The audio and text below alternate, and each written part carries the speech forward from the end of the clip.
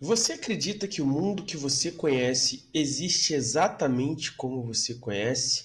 Você tem certeza que ele existe de qualquer forma? Para Russell, seguindo na esteira de Descartes, o primeiro passo antes de você poder dizer que conhece qualquer coisa é você suspender o juízo. Ou seja, você duvidar daquilo tudo que você acha que você sabe. Mas com certeza tem algumas coisas que são tão óbvias, tão gritantes, que não dá para duvidar delas. Pois é, essas coisas aí justamente são o perigo, cuidado. É justamente ao suspender essas certezas que são tão claras, tão óbvias, e voltando às coisas mesmas como elas aparecem, é que a gente inicia o percurso da filosofia. Nosso maior erro é acreditar que as coisas são simplesmente como elas são. Segundo Russell, nós não podemos conhecer a realidade em si, apenas como ela se mostra para nós. E é aí que entra o tema do nosso episódio, a epoqué.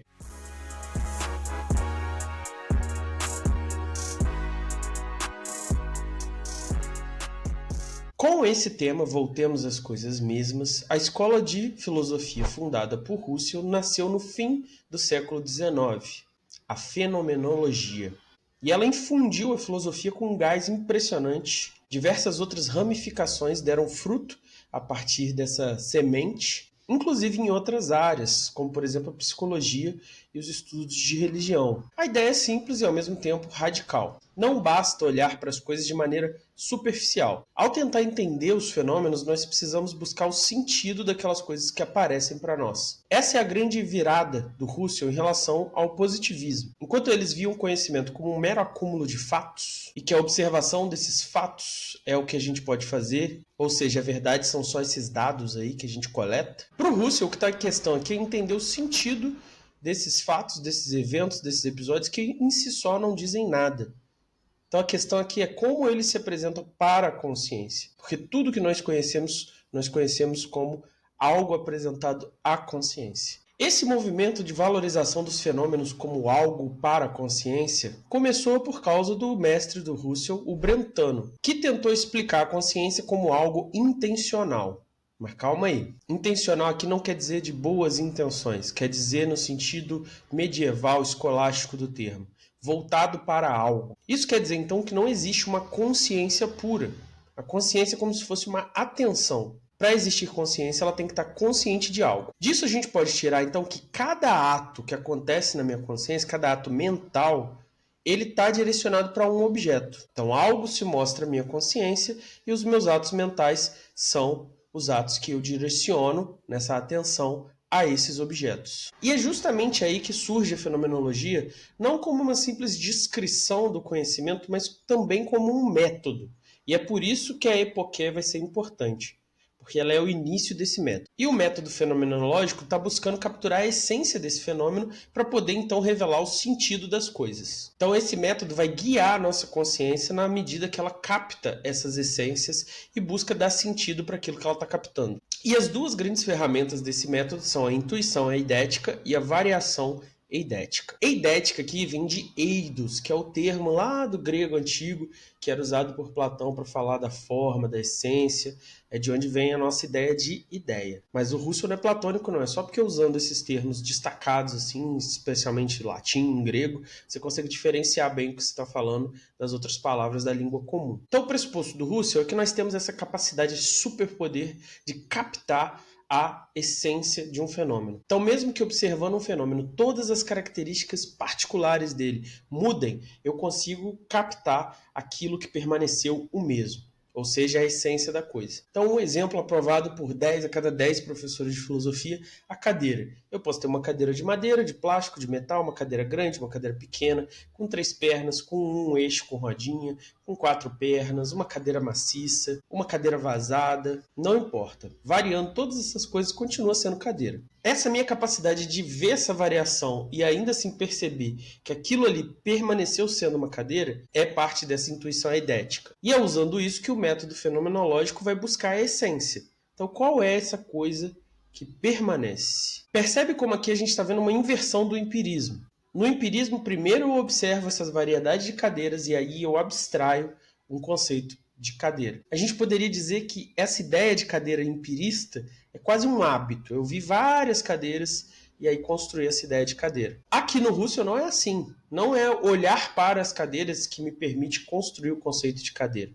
Eu já tenho uma intuição do que é a cadeira, essa intuição eidética que eu falei. O sentido de cadeira não vem de fora da observação somente. Ele vem de dentro também, do trabalho da consciência. E que trabalho é esse? Capturar o elemento universal naquela experiência particular que eu estou tendo de cadeira. Quando eu vejo essa variedade de cadeira, eu não me surpreendo porque eu percebo que cada uma dessas cadeiras, na verdade, é um evento particular que faz referência a essa essência de cadeira que é universal. Pois bem, munido da minha intuição eidética, como eu faço agora para descobrir essa essência? Aí a gente vai usar a variação eidética.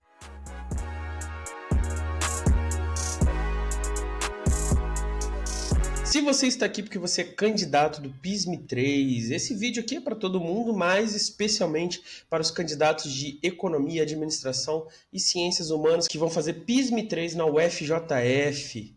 Esse ano o conteúdo programático mudou e todos os anos a prova de filosofia é uma das que mais zera. As pessoas têm uma aula só. A filosofia que você estuda na escola é uma filosofia recortada, mutilada, maltratada, e na prova o FJF quer saber o quê? Quer saber se você consegue entender premissas, derivar conclusões, argumentar de maneira coesa, e tudo isso com os conteúdos extremamente aprofundados. Então pode ser que você nunca tenha visto fenomenologia estando no ensino médio, dependendo de onde você está estudando.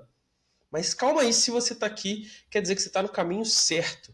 Então, esse vídeo está numa playlist, uma playlist com todos os vídeos de PISM que nós já fizemos. E mais para frente, chegando mais perto da prova, a gente vai fazer lives corrigindo as respostas de vocês. Então, você vai ver o vídeo até o fim, vai na descrição, lá tem uma pergunta simulada. Você vai tentar responder essa pergunta do seu jeito, sem colar, para testar sua capacidade. E aí, nas lives, a gente vai corrigir, te dizendo se você zeraria, se você não zeraria, o que pode melhorar, o que pode ser aperfeiçoado, porque o objetivo é não zerar para não ser desclassificado, porque quem zera é desclassificado. Porém, se der para fechar, é ótimo também.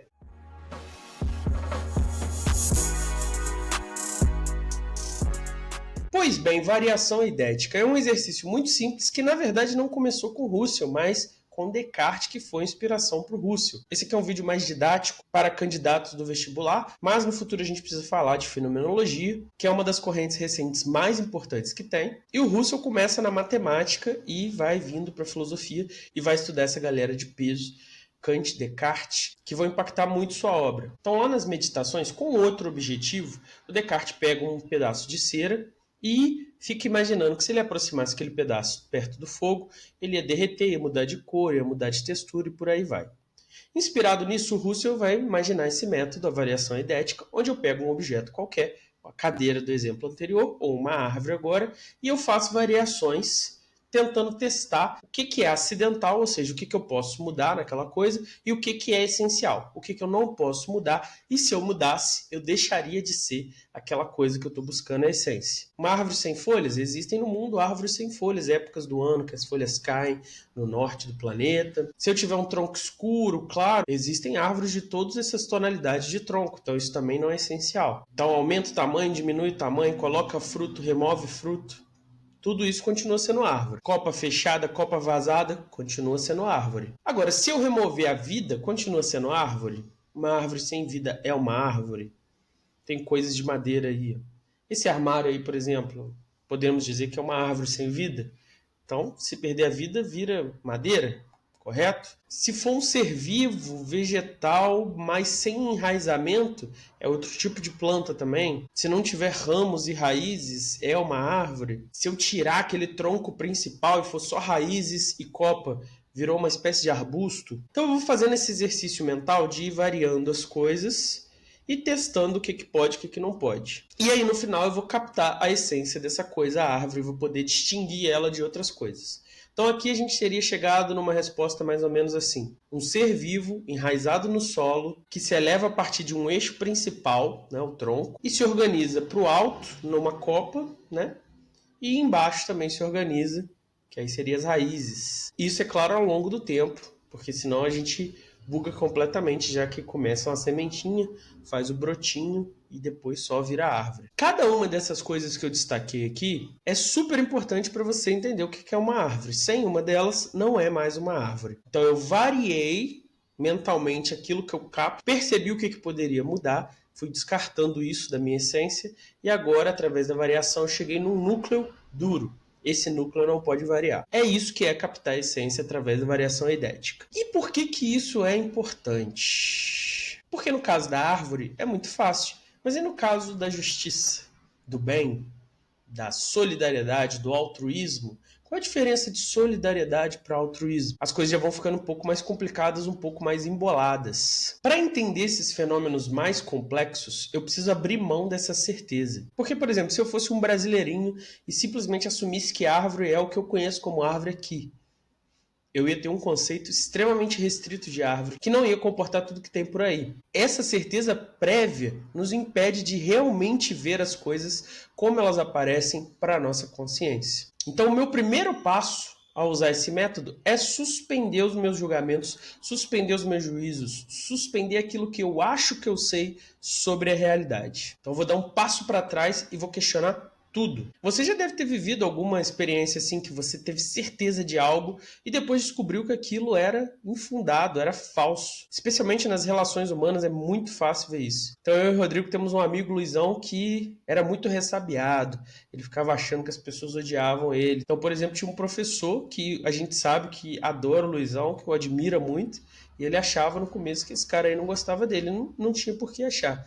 Era simplesmente essa perspectiva que ele tinha sem suspender os juízos de olhar para as coisas elas mesmas. Então o título do nosso vídeo é Epoché, e é isso que é a Epoché. Ela é o coração do método do Husserl. Eu vou suspender os meus juízos sobre o mundo exterior, eu vou colocar em suspensão a tese natural do mundo, que é essa ideia de que o mundo existe exatamente como ele aparece. E veja só, isso aqui não é um ceticismo, não é sobre negar que as coisas existam, duvidar que as coisas existam, não é nem isso.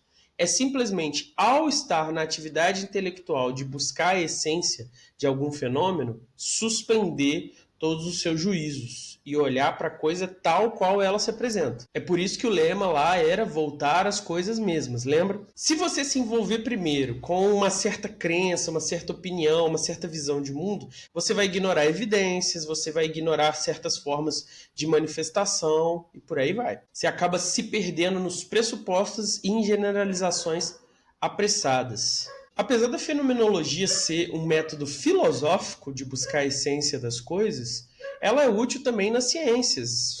Não é à toa que você teve várias ramificações, especialmente aí na psicologia e nas ciências da religião. E por que ela é útil? Porque por mais que a ciência tenha um ideal regulativo lá com Popper, a verdade é que a ciência é feita de seres humanos, cientistas. E os cientistas estão associados a organizações que querem financiamento, organizações com membros ambiciosos, com pessoas que podem ser antiéticas e por aí vai. E a gente tem vários exemplos disso na história das ciências, inclusive foi discutido por outro filósofo, Kuhn.